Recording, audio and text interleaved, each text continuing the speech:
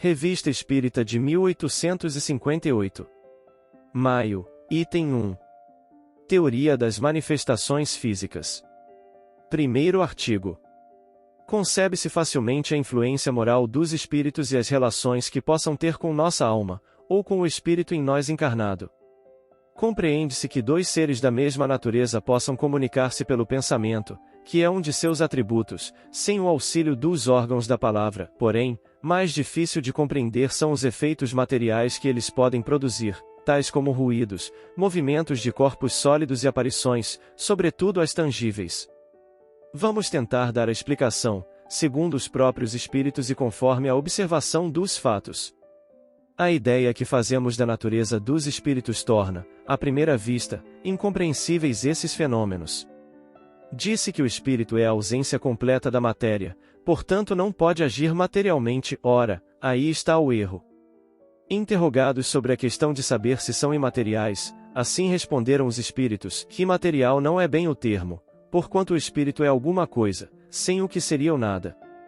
É, se quiserdes, matéria, mas de tal forma etérea que para vós é como se não existisse. Assim, o espírito não é, como alguns pensam, uma abstração, é um ser, mas cuja natureza íntima escapa totalmente aos nossos sentidos grosseiros. Encarnado no corpo, o espírito constitui a alma, quando deixa com a morte, não sai despojado de todo o envoltório. Dizem-nos todos que conservam a forma que tinham quando vivos, e de fato, quando nos aparecem, geralmente é sob aquela por que os conhecemos na terra. Observemo-los atentamente no momento em que acabam de deixar a vida, já acham-se em estado de perturbação, ao seu redor tudo é confuso, vêem seu corpo são ou mutilado, segundo o gênero de morte, por outro lado, vêem-se e sentem-se vivos, alguma coisa lhes diz que aquele é o seu corpo e não compreendem por que deles estão separados, o laço que os unia, pois, não está ainda completamente rompido. Dissipado esse primeiro momento de perturbação, o corpo torna-se para eles uma roupa velha, da qual se despojaram e que não lamentam, mas continuam a se ver em sua forma primitiva. Ora, isto não é um sistema, que é o resultado das observações feitas com inúmeros sensitivos.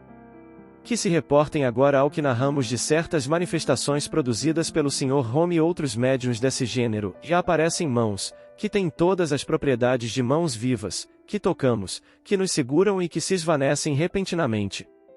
Que devemos concluir disso? Que a alma não deixa tudo no caixão e que leva alguma coisa consigo. Assim, haveria em nós duas espécies de matéria, e uma grosseira, que constitui o envoltório externo, a outra sutil e indestrutível.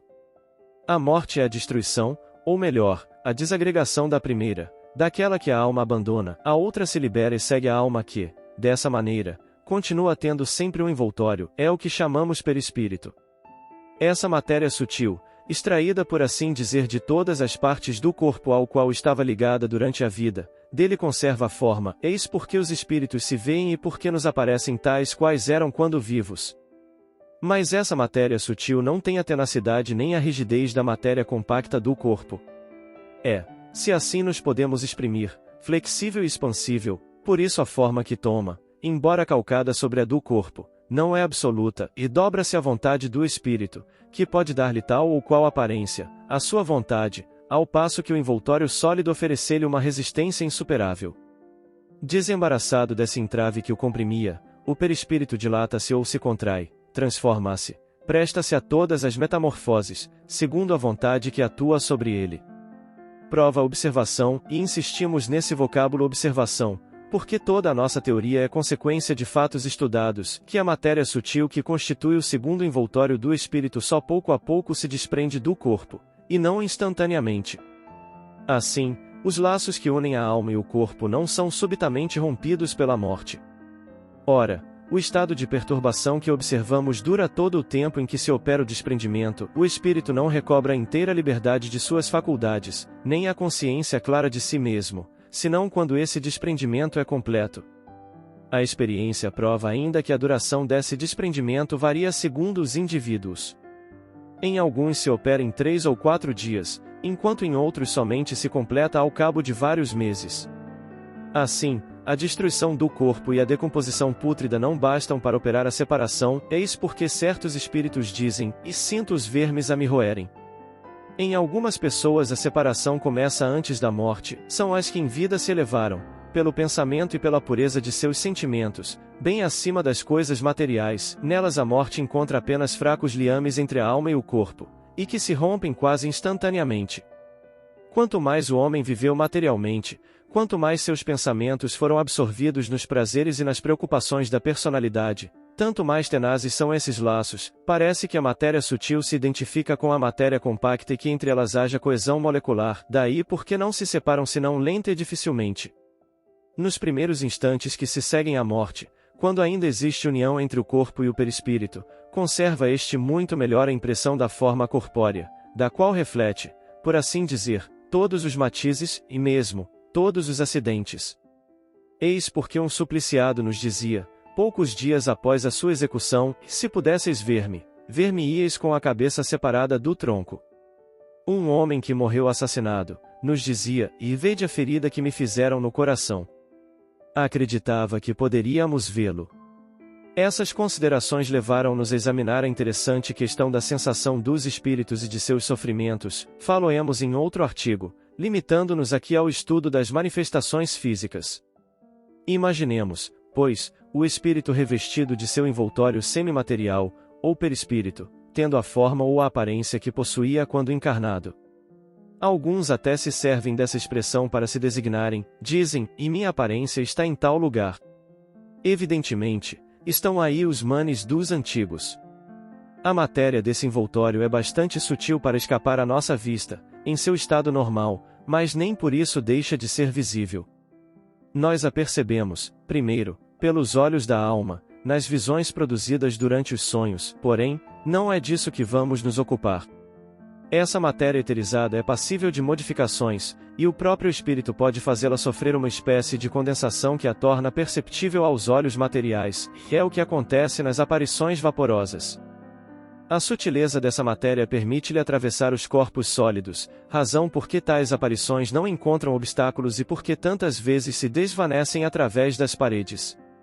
A condensação pode chegar a ponto de produzir a resistência e a tangibilidade, é o caso das mãos que podemos ver e tocar, mas essa condensação, única palavra de que nos podemos servir para exprimir o nosso pensamento, embora a expressão não seja perfeitamente exata, essa condensação, dizíamos, ou melhor, essa solidificação da matéria eterizada é apenas temporária ou acidental, visto não se encontrar em seu estado normal.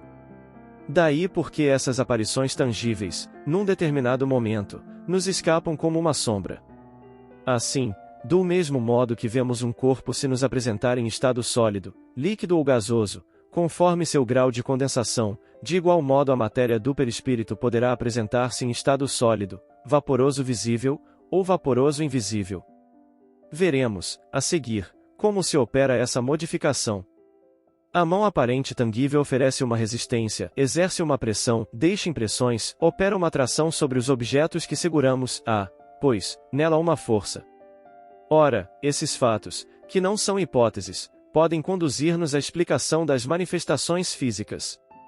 Notemos, em primeiro lugar, que essa mão obedece a uma inteligência, visto agir espontaneamente, que dá sinais inequívocos de vontade e obedece a um pensamento, pertence, pois, a um ser completo, que se nos revela apenas por essa parte de si mesmo, e a prova disso é a impressão que produz das partes invisíveis, os dentes deixando marcas impressas na pele provocando dor. Entre as diferentes manifestações, uma das mais interessantes, sem dúvida, é o toque espontâneo dos instrumentos musicais. Os pianos e os acordeões parecem ser, para esse efeito, os instrumentos de predileção. Esse fenômeno explica-se muito naturalmente pelo que o precede. A mão que tem a força de segurar um objeto pode muito bem apoiar-se sobre as teclas e fazê-las ressoar. Aliás, por diversas vezes vimos os dedos da mão em ação e, quando a mão não é vista, vêem-se as teclas se agitarem e o fole abrir-se e fechar-se. Essas teclas só podem ser movidas por mão invisível, dando prova de sua inteligência, tocando áreas perfeitamente ritmadas, e não como sons incoerentes. Uma vez que essa mão pode enfiar-nos as unhas na carne, beliscar-nos, arrebatar aquilo que temos na mão, desde que havemos apanhar e transportar um objeto, como faríamos nós mesmos, pode muito bem dar pancadas, levantar e derrubar uma mesa, agitar uma campainha, puxar cortinas, até mesmo, dar-nos uma bofetada invisível. Sem dúvida perguntarão como pode essa mão ter a mesma força, tanto no estado vaporoso invisível quanto no estado tangível. E por que não? Não vemos o ar derrubar edifícios, o gás lançar projéteis, a eletricidade transmitir sinais e o fluido do ímã levantar massas? Por que a matéria eterizada do perispírito seria menos poderosa? Não a queiramos submeter às nossas experiências de laboratório e às nossas fórmulas algébricas, sobretudo por havermos tomado os gases como termo de comparação, não lhes vamos atribuir propriedades idênticas, nem computar suas forças como calculamos a do vapor. Até o momento ela escapa a todos os nossos instrumentos, é uma nova ordem de ideias que está fora da alçada das ciências exatas, eis porque essas ciências não nos oferecem aptidão especial para as apreciar. Demos essa teoria do movimento dos corpos sólidos sob a influência dos espíritos, somente para mostrar a questão sob todas as faces e provar que, sem nos afastarmos muito das ideias preconcebidas, podemos dar-nos conta da ação dos espíritos sobre a matéria, mas outra há, de elevado alcance filosófico, dada pelos próprios espíritos, e que lança sobre essa questão uma luz inteiramente nova. Compreendê-la-emos melhor depois de havermos lido, aliás, é útil conhecer todos os sistemas, a fim de se poder compará-los. Resta, pois, explicar agora como se opera essa modificação da substância eterizada do perispírito, por que processo o espírito opera e, em consequência, qual o papel dos médiuns de efeitos físicos na produção desses fenômenos, aquilo que neles se passa em tais circunstâncias, a causa e a natureza de suas faculdades, etc. É o que faremos no próximo artigo.